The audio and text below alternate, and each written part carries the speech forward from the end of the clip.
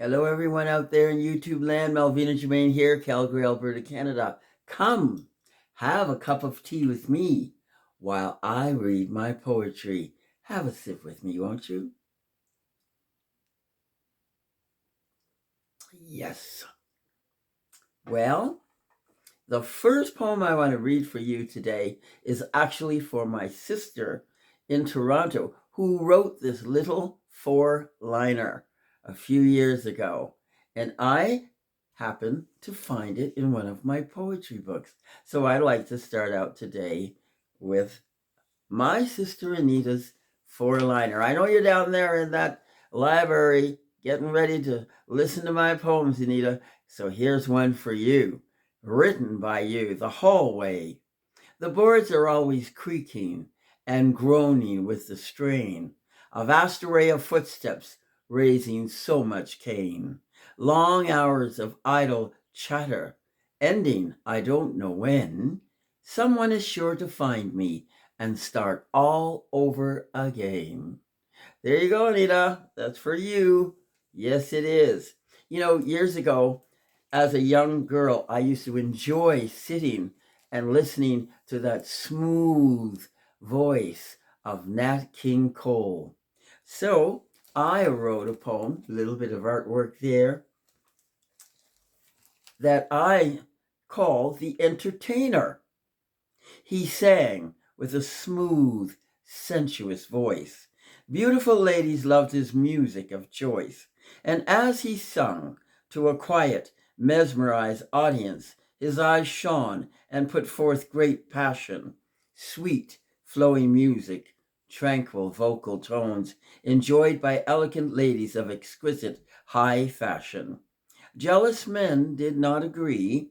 They preferred to hang the entertainer from the nearest tree. Later, that evening during a half-time's break, he was cautioned, make no mistake. Look beyond the ladies. Don't stare in their eyes. Set your focus above them. Look to the sky. He sang each night as if performing chores, then exited through the backstage doors. Way back in the days of old, black men entertained and sang with soul, yet had no choice but to do as they were told. Times have changed since way back then. We look, we touch, we make good friends. No more exiting through backstage doors or peeing in paper cups. Humiliation no more. We must remember what happened then, so the evil never returns to haunt us again. That poem was called The Entertainer, written February 13th, 2008. Something to keep in mind. We don't want that evil to start up ever again. I don't write a lot of children's poems, but in the past I did write a few. This was in 2008, June 15th, and this is called I Burped. I burped because I could. Normally I never would, but my mommy and daddy wasn't there, and my grandma, well, she doesn't hear. I burped as much as I wanted and smiled at Grandma, I did. She smiled back so sweetly. I turned around and burped some more, even when I walked out the door. I looked back and Grandma was sitting there smiling, so I gave her a great big grin because she didn't know that I committed a household sin. Later that day, when Mummy and Daddy came home, my grandma was happy to see them. I heard her talking to them a lot. Then they called me in the room. My grandma looked at me and said, I have a little surprise for you, my dear. I smiled and couldn't wait to see what Grandma had for me. She pointed to her ear and said, guess what? I can hear. Uh-oh, I thought to myself. Then I heard a great big burp. It was my grandma making fun of me. Everybody laughed, and I stood there feeling so silly. I learned a big lesson that day. Do you know what the lesson is? I wonder.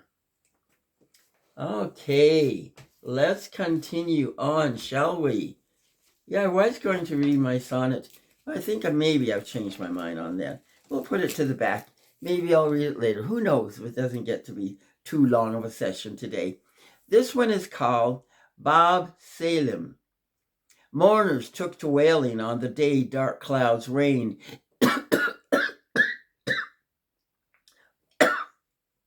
Excuse me, please. I will not start all over again now just because I coughed. I cannot do it. Excuse me, please. I need a drink. I definitely do. Well, that caught me off guard.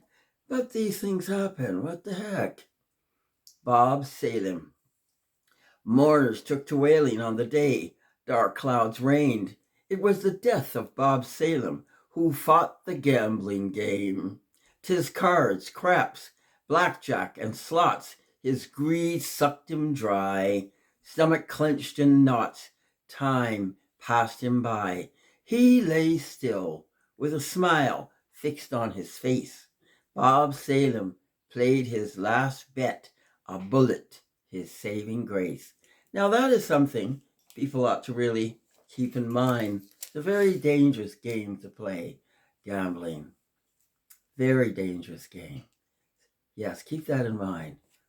Whew, suffering just a little bit. There's one here called My Culture Lives, My Spirit Grows. I remember this one, yes. I wrote this when I was thinking of our First Nation people. First Nations, our native Indigenous people of Canada. The First Nations, yes. My culture lives, my spirit grows. Don't be afraid of me. You don't know me, though I would love to know you, to befriend you. The wild bird with no feathers stereotype me. The hawk and eagle are my friends. They soar above me and give me peace. Don't walk away. Come and learn much about me and my culture. Know me and you may come to love me. My differences are well worth learning about. My ancestors left much behind. I'm the wild flower sipping on the juice of the earth. I carry with me much wisdom as I was born long ago. You follow me in your stores because you do not know me. My feelings are like a torch that never burns. Sometimes my heart sinks below my feet and I walk on the rough side of society. My trails are burdened with your song.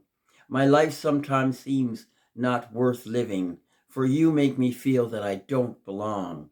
Come soar the truth and learn of my dignity. My forefathers lived a life of much torture at your hands, and I, as a baby, was tossed to the strangers from other lands. No choice was given to my mother who bore me, only hate was strewn to my father who drank firewater from the hand of the white man. I lived not knowing who I was until one day I saw someone who looked like me. My world opened and then I could see. I'm from a culture deep and spiritual. Now I live knowing the truth of my birth and have walked with the grizzly, strong in mind. Today I savor my truth. My ancestors are now proud of what I've become. Come, let me take you for a walk on a path not burdened anymore, for I have learned that I'm my own foundation. Come, take my hand and feel my warmth.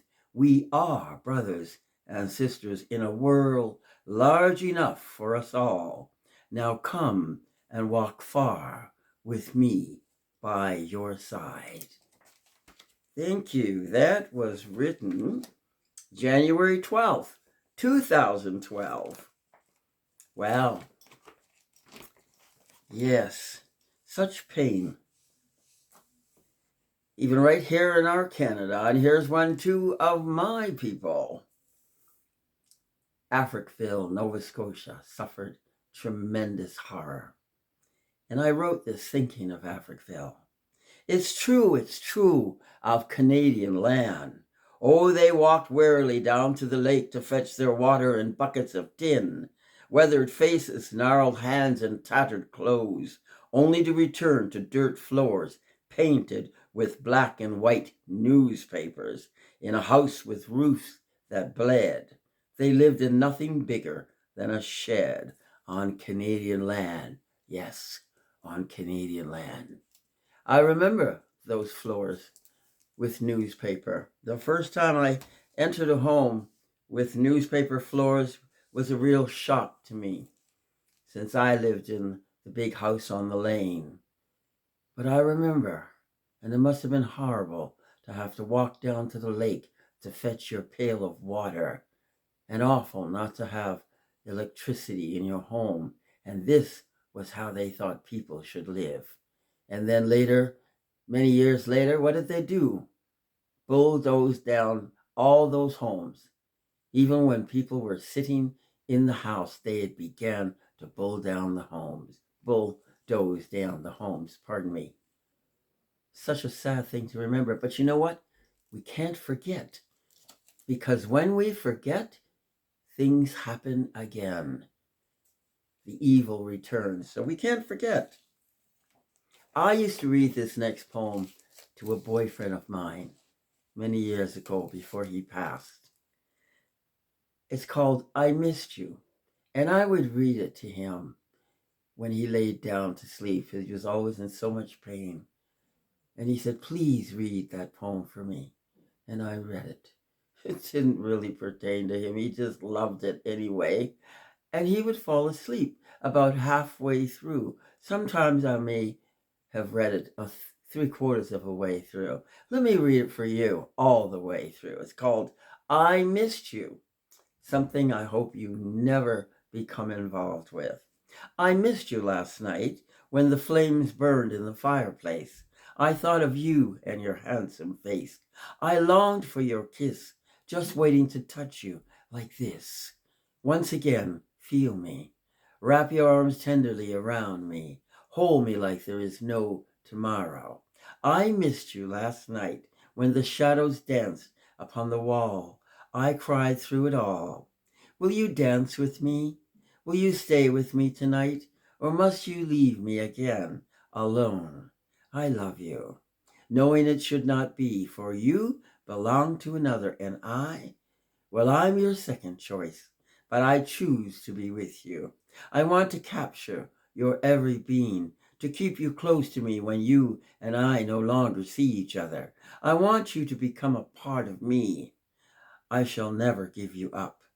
I missed you last night when I held my warm cup of tea. My lips wanted you, but you weren't there. I missed you in the middle of the night, offering a safe hand, holding me, but you weren't there. I closed my eyes tight and I thought only of you. As I sat there on the edge of my bed, clasping my hands together, I thought of you so close, our bodies entwined, and I daydreamed of a life spent with you. The tears fell from my eyes as I thought of the emptiness I felt inside. I cannot leave you. You are my everything. I found you, and now I'm lost within your grasp. What shall I do? I've fallen so much in love with you. I know what's wrong.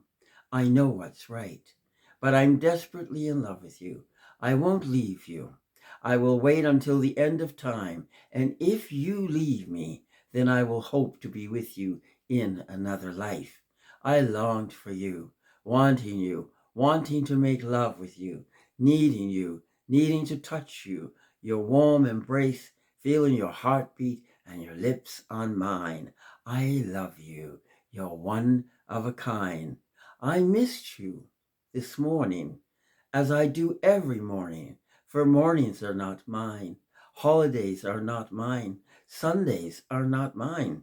I chose this life, and I will live the moments given, even if only for a short time.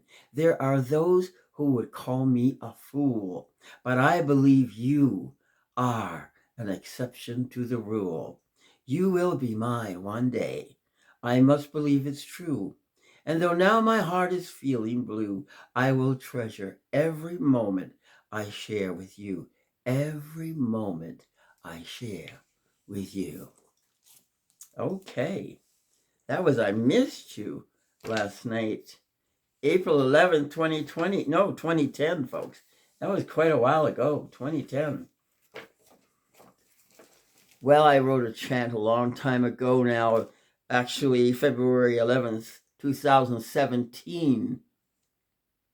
This was for some young people. Young people, it doesn't matter if they're under the age of 18 or not. Listen to this chant. My body is a temple. My mind is the center of God's tree. My brain is the ocean that abundantly covers me. I will not destroy it. I will keep its substance free. I will not tarnish a cell. This is my power, and it only belongs to me. Heed that chant. Listen to it. Don't try anything that's offered to you. Say who you are. If your name is Linda, say, I can't try that substance. After all, my name is Linda, and I don't do such things. Realize how powerful you really are, and the word no is the most powerful word for you. Yes, indeed. I will not read this one. I have one final poem to read for you today, folks. And I'm going to read one called A Created Memory, just because I like it. Walking barefoot in the sand, basking in the early morning sun, I felt at peace with the stillness of a quiet Sunday, enjoying my surroundings and the warmth of the day, my senses piqued by a faint scent of fish filtering through the air.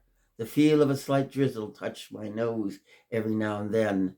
I felt the grit of the sand, giving my feet nature's gentle massage, and enjoyed every step of the way. The sea breeze caressed my naked body, offering me a feeling of tranquility. This is my place, my special place, alone at peace with nature, enjoying every moment. The sand dollars and starfish were plentiful and strategically laid along the shoreline. Nature's free gifts from the ocean, an artistic design placed on each sand dollar, and only nature can take the credit for its beauty. A smile came on my face, and at that point I realized how blessed I was to be here this day, in this place, at this time. Another treasured, a created memory to place in my heart. I want to thank you all for coming here today and listening to Week 50 Poetry. Thank you very much. Have a blessed and amazing day. God bless you all.